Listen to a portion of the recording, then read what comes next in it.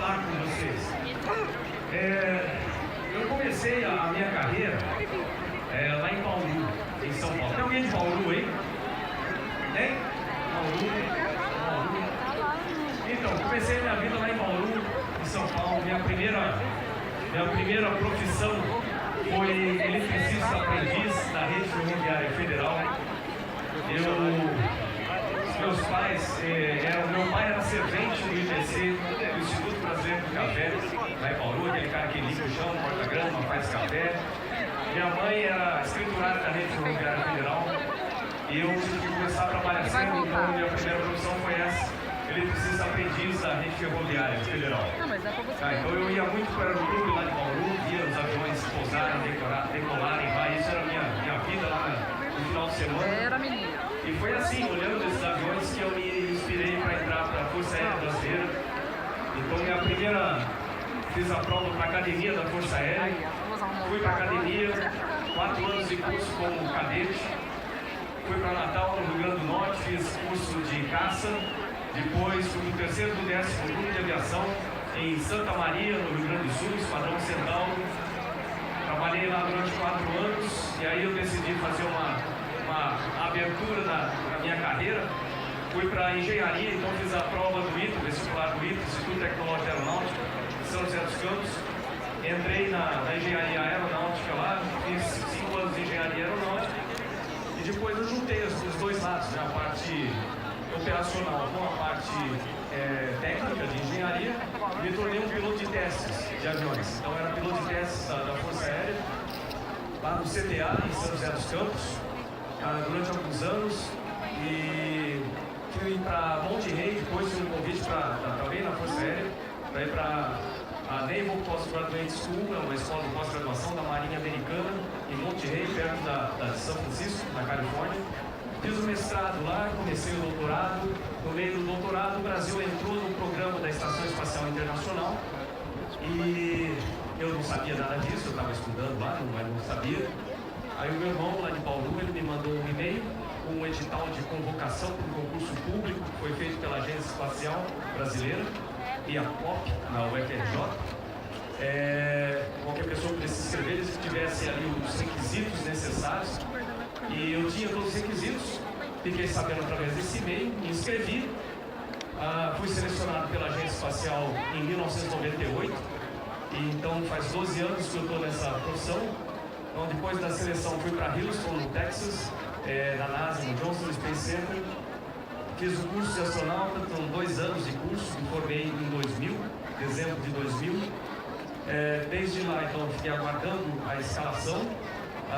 Eu ia voar inicialmente em 2001, né, diga-se de passagem, até 98, então eu tinha funções militares dentro da Força Aérea como piloto de testes. Depois de 98, então, eu só tenho até hoje as funções civis de astronauta, que é a função civil. E a primeira missão foi realizada em 2006 com a Rússia. Por que com a Rússia e não com os Estados Unidos? Porque o Columbia, ele desintegrou na reentrada em 2003 e por causa daquele acidente, os ônibus espaciais ficaram parados durante vários anos, 2 anos e meio praticamente, e a Agência Espacial Brasileira decidiu por bem que eu fizesse a missão com o parceiro majoritário da estação, que é a Rússia. Por isso, eles me transferiram para a Rússia, Cidade das Estrelas, Vyozhny Garadok, é o nome da cidade lá. E depois de 5 meses de curso, eu me preparei então para fazer manutenção, para fazer mudança, configuração de equipamentos, etc. Com o Soyuz e com o lado russo da estação também. Então eu fiz a missão com os russos, decolei em março de 2006 para a Estação Espacial Internacional. Eu fiquei 10 dias, retornei e hoje eu continuo lá em Houston, no Texas, na NASA, a serviço, à disposição da Agência Espacial Brasileira, esperando para uma segunda missão ou para contatos técnicos que a agência precisa lá nos Estados Unidos. Também, aqui eu venho todo mês ao Brasil, também sou professor convidado do Departamento de Engenharia Aeronáutica da Universidade de São Paulo, no campus de São Carlos, da cidade de São Carlos, onde a gente está criando lá um curso de Engenharia Aeroespacial. Então, para aqueles que querem perseguir essa carreira no setor aeroespacial, lá também é uma opção. Assim como o ITA, também temos lá na Universidade de São Paulo. Pronto, já falei um montão, vamos responder perguntas. Aplausos aí.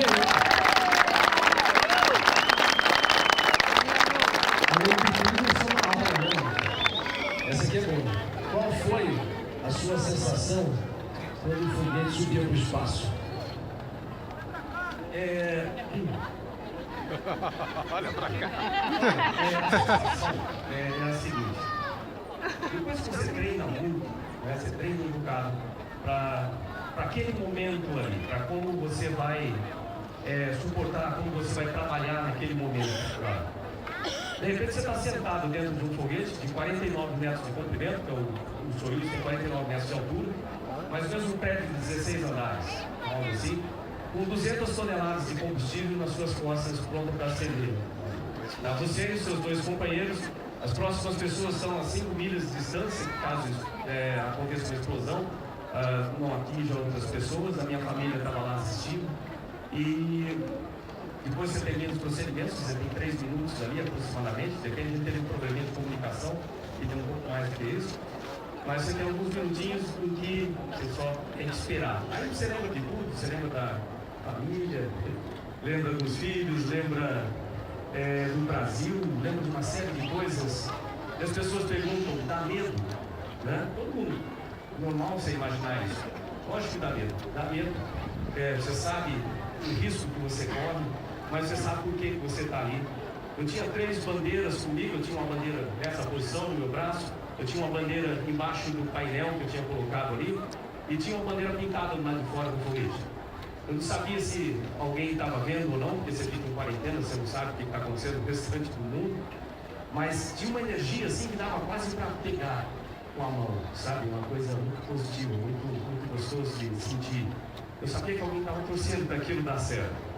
Aí de repente começa a contagem regressiva, aquele foguete treme bastante nessa hora, vários barulhos da passagem de líquidos, acendem os motores, abrem os garfos, começa a decolagem. Nessa hora, cada vez que eu tinha medo, eu passava a mão na bandeira aqui assim. Sabe por quê? Porque se você nunca parou para pensar no que significa essa bandeira, aquela bandeira do Brasil, se você nunca parou para pensar no que significa, isso não é um pano bonito só, com cores bonitas, etc.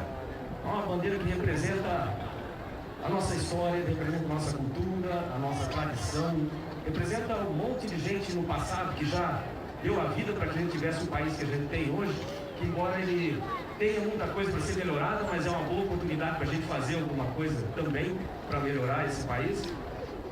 E representa cada um de nós. Né? Então, cada vez que eu tinha medo, eu passava a mão na bandeira, assim, falava assim, eu não estou indo sozinho, está todo mundo indo comigo, está todo mundo indo comigo. Então, isso é uma sensação muito boa. E aí, quando decola aquele foguete, são 3 estágios de foguete. No primeiro estágio, você tem 2 Gs e meio, você pesa 2 vezes e meio o seu peso. No segundo estágio, 2 vezes o seu peso. Muita vibração no primeiro estágio, por causa do início da queima. Você tem que manter os dentes bem fechados. Não pode colocar nada na boca, você tem o capacete fechado, não teria como você tirasse caso entrasse na garganta. Então por isso tem que travar os dentes mesmo, isso faz com que trinque a maioria dos seus dentes, para ter uma ideia mais ou menos da vibração que tem. Aí 2 Gs e meio, 2 Gs, 6 Gs no terceiro estágio. 6 Gs é mais ou menos o que a Esquadrilha da Fumaça puxa quando ela está aí fazendo essas curvas a baixa altura aqui, 6 Gs. E de repente, depois de 9 minutos, você acelerou de 0 até 25 mil km por hora. E você está na primeira órbita. Na primeira órbita. Abre aquelas coisas, né, do foguete e você vê a Terra. E é um momento muito bonito para você ver.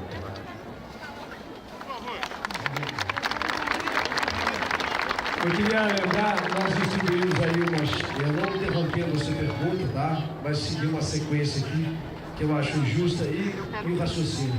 Marcos, a pergunta seguinte é: quando você viu a Terra lá de cima, seguindo o seu raciocínio, né, que já está lá em cima, qual foi a primeira coisa que você pensou?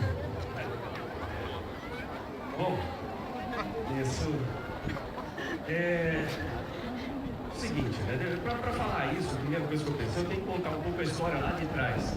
A história lá no tempo de Bauru, um pouco. Eu falei que eu era eletricista da rede